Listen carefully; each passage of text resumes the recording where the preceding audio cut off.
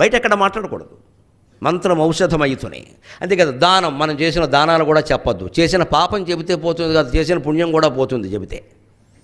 అవి మనకు ఉండాలి అంటే చెప్పొద్దు, పోవాలంటే చెప్పొచ్చు.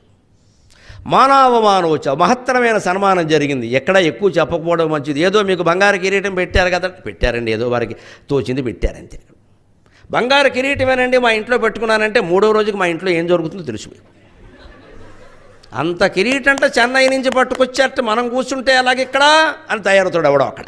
ఇప్పుడు నేను కాపలా కసుకుంటూ కూర్చోవాలి ఇక్కడ. ఏదో పెట్టారండి వారికి తోచింది, అంతే అయిపోయింది. అవమానం అసలే చెప్పొద్దు. అవమానాన్ని కూడా మనం తట్టుకోలేక దగ్గర వాళ్ళు ఎవరో రాగానే అలా అన్నాడు ఇలా అన్నాడు, ఏమవుతుంది వీడు ఇంకా 4 అంటాడు వీడు. నువ్వు లోకురా, నిన్ను కాబట్టి అన్నాడు, నన్ను అనమని అంటాడు వీడు పెద్ద హీరోలాగా. మానవమానవచ ఎంత బాగా చెప్పారండి. ఇవి 9. ఆయుర్విత్తం గృహఛిద్రం మంత్రం ఔషధమైతునే దానం మానవమానవచ నవగోప్యాని యత్నత. ఇవి కాపాడుకోవడమే గాంభీర్యం.